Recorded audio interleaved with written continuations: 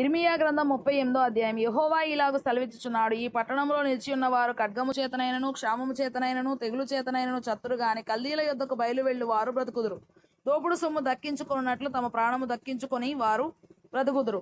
యెహోవా ఇలాగు సెలవిచ్చుచున్నాడు, ఈ పట్టణము నిశ్చయముగా బబులోను రాజు దండు చేతికి అప్పగింపబడును, అతడు దాన్ని పట్టుకొనును అని ఇర్మియా ప్రజలకందరికీ ప్రకటింపగా, మత్తాను కుమారుడైన షఫటియైను, పషూరు కుమారుడైన గెదలియాయును, షలెమియా కుమారుడైన యూకలను, మల్కీయా కుమారుడైన పషూరును వినిరి గనుక ఆ ప్రధానులు రాజుతో మనవి చేసినదేమనగా, ఈ మనుషుడు ఈ ప్రజలకు నష్టము కోరువాడే గాని క్షేమము కోరువాడు కాడు.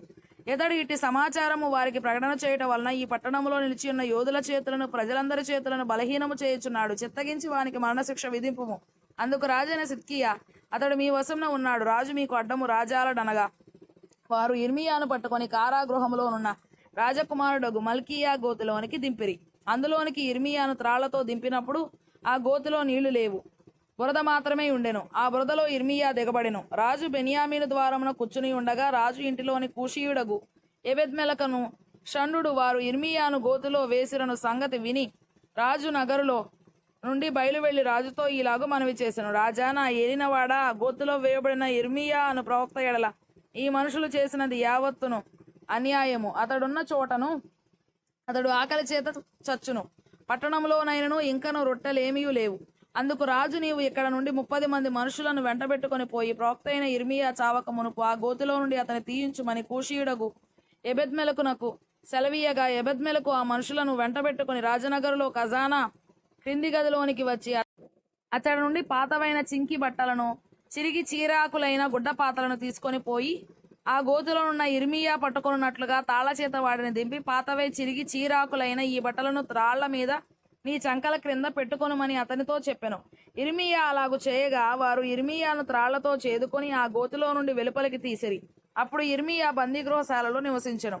తరువాత రాజైన సిద్కియా యెహోవా మందిరంలో ఉన్న 3వ ద్వారంలోనికి ప్రవక్త అయిన ఇర్మియాను పిలువనంపించి అతనితో ఇట్లనెను, నేను ఒక మాట నిన్ను అడుగుచున్నాను, నీవు ఏ సంగతిని నాకు మరుగు చేయక దాన్ని చెప్పుమనగా, ఇర్మియా, నేను ఆ సంగతి నీకు తెలియజెప్పిన ఎడల నిశ్చయముగా నీవు నాకు మరణశిక్ష విధింతువు. నేను నీకు ఆలోచన చెప్పినను నీవు నా మాట వినవు.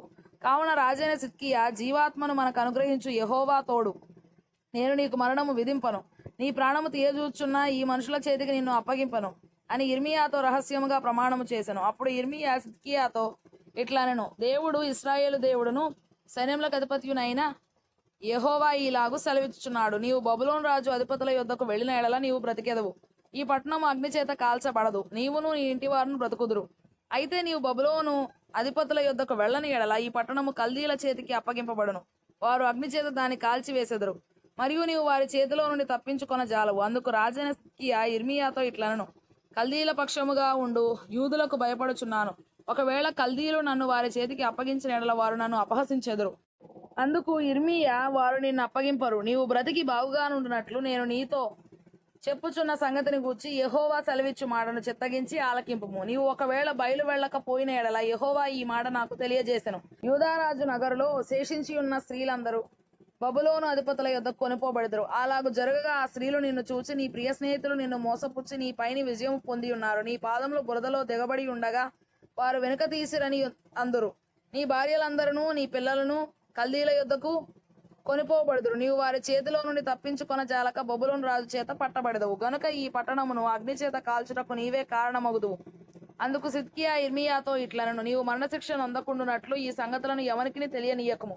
నేను నీతో మాట్లాడిన సంగతి అధిపతులు వినిన ఎడల వారు నీ యొద్దకు వచ్చి, మేము నిన్ను చంపకుండునట్లు రాజుతో నీవు చెప్పిన సంగతిని, రాజు నీతో చెప్పిన సంగతిని మరుగు చేయక మాకు ఇప్పుడే తెలియజెప్పుమనగా, నీవు యోనాతాను ఇంటిలో నేను చనిపోకుండా అక్కడికి నన్ను తిరిగి వెళ్ళనంపవద్దని రాజు ఎదుట నేను మనవి చేసుకొనబోతునని వారితో చెప్పుమని రాజు ఇర్మియాతో అనెను.